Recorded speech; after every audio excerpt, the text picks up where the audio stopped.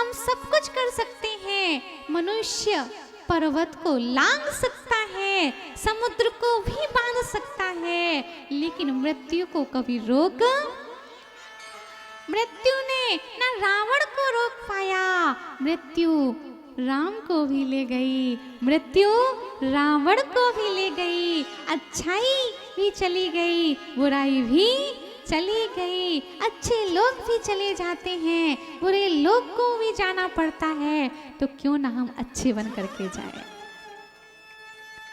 बोलो ना, अच्छे बन के जाना है ना। सभी बच्चों को एक ही बात कहना है कि हमको अच्छे अच्छे कार्य करना है। तो दशरथ को वैराग्य आ जाता है कि मुझे दीक्षा लेनी है। और कैकेयी, कौन सी माँ, किसकी माँ, भरत की माँ कैकेयी को मालूम चलता है कि दशरथ अगर वैराग्य ले लिए तो भरत तो पहले से ही वैरागी है।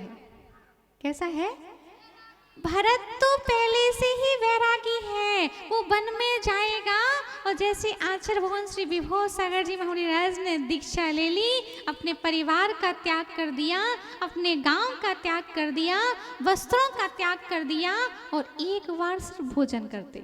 कैसे करते, आपको मालूम है कि जब से पूज्य गुरुदेव यहाँ से गए हैं, कितने साल के थे, बचपन में ही सागर मोरा जी में पढ़ने चले गए थे। और फिर क्या किया, वहीं पर उनको वैराग आ गया। वैराग आने के पश्चात उनके भाव आया कि हमको मुनि दीक्षा लेनी है। जब से उन्होंने एक ही बार आहार किया है। कितने बार, कितनी बार करते हैं आहार, आप लोग कितनी बार करते हो, 2 बार करते, 3 बार करते। देखो बदलते जा रहे बच्चे, बदलते जा रहे हैं। जब चीजें अच्छी अच्छी दिखती हैं तो कभी भी आप लोग खा लेते हो, लेकिन आपके इस धरती पर जन्म लेने वाले जो हमारे भगवान रूप पूज्य गुरुदेव का जन्म हुआ है, उन्होंने अभी तक सन 93-94 से एक ही बार भोजन किया है। कितनी बार, कितने बजे, मात्र 10-11 के बीच में, 12 के पहले उन्होंने आहार किया है। अगर उसमें बाल आ जाता है तो फिर आहार नहीं करते हैं। और आप लोग क्या करते हो, बाल को हटा देते हो। एक माजी ने कहा हमसे कि आप लोग तो इतना सा बाल आता है और आहार छोड़ देते हो, हमारी थाली में तो हाथी भी आ जाए तो हम आहार करते रहेंगे। वो बैठी मैना सुंदरी जी, है ना।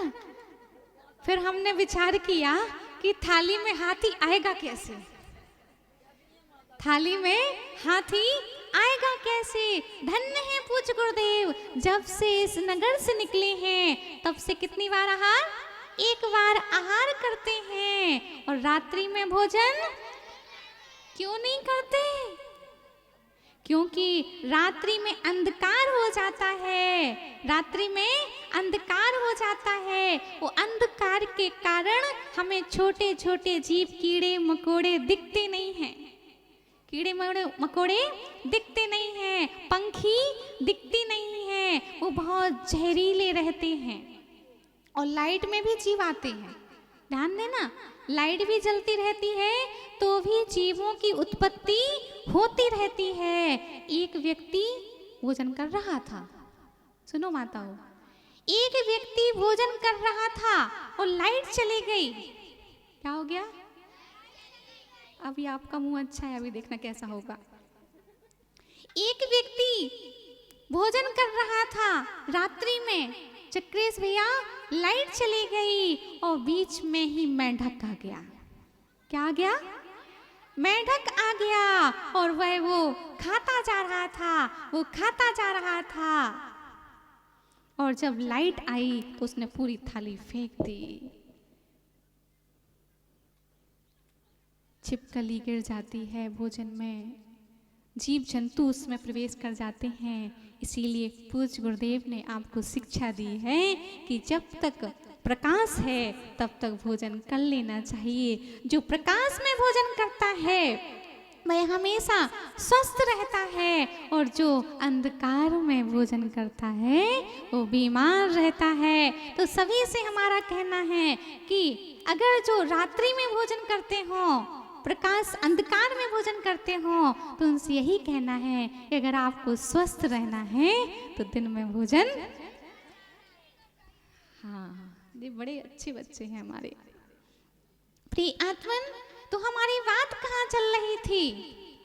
कहाँ थे अपन?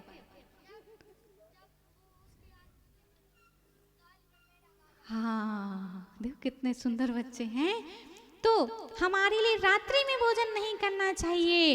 तो फिर राम सीता का जीवन ऐसे ही चल रहा था, और मुनिराज ने एक ही बार आहार करते हैं। बाल आ जाए, कोई जीव आ जाए, तो फिर आहार ग्रहण नहीं करते हैं, कुल्ला कर लेते हैं। दूसरे दिन फिर उतने ही बजे भोजन करते हैं आपके लल्ला।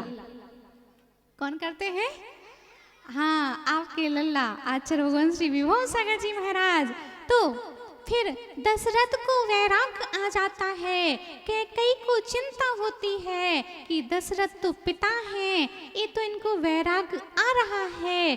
तो भरत तो पहले से ही वैरागी है, भरत तो पहले से ही वैरागी है, और अगर ये भी दीक्षा ले लेगा तो हमारा पति भी हमारे हाथ से चला जाएगा, और पुत्र भी हमारे हाथ से। कैकेयी बुरा नहीं चाहती थी, ध्यान दो, इधर देखो ना। कैकेयी राम का बुरा नहीं चाहती थी, क्योंकि राम को वह बहुत प्रेम करती थी, लेकिन मोह आ जाता है बीच में। उसने वर में ये नहीं कहा था, सुनो माताओं, कैकेयी ने दशरथ से ये नहीं कहा था कि राम को वनवास दो।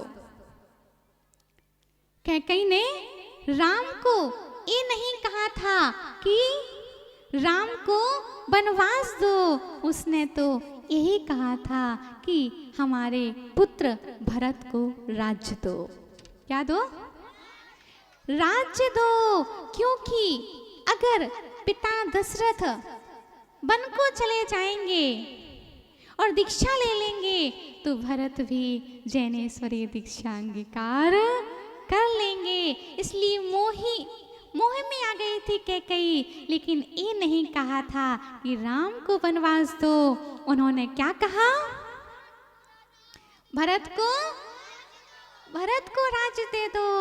लेकिन जब दशरथ राम से कुछ कह नहीं पा रहे थे, राम से कुछ कह नहीं पा रहे थे कि कैसे यहाँ पर राज तिलक की तैयारी हो रही है, राज तिलक की तैयारी हो रही है, और कैसे मैं छोटे भाई को राज दे दूं और राम को कैसे कह दूं कि तुम राजा नहीं बनोगे।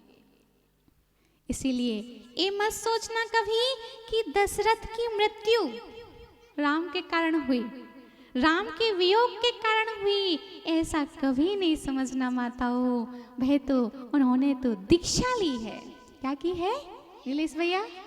उन्होंने तो दीक्षा ली है। वो शोक में मरण को प्राप्त नहीं हुए हैं। उन्होंने तो भगवान जैसी भगवती दीक्षा को अंगीकार किया था। जैसे आचार्य भगवान श्री विभव सागर जी महाराज ने दीक्षा ली थी, ऐसे ही दशरथ ने भी दीक्षा ली थी। प्रिय आत्मन, फिर क्या होता है? कैकेयी कह देती है दशरथ जी से, भरत को राज्य दे दो। लेकिन भरत तो पहले से ही वैरागी थे। अब क्या किया जाए? जब मालूम चलता है राम को कि मेरे पिता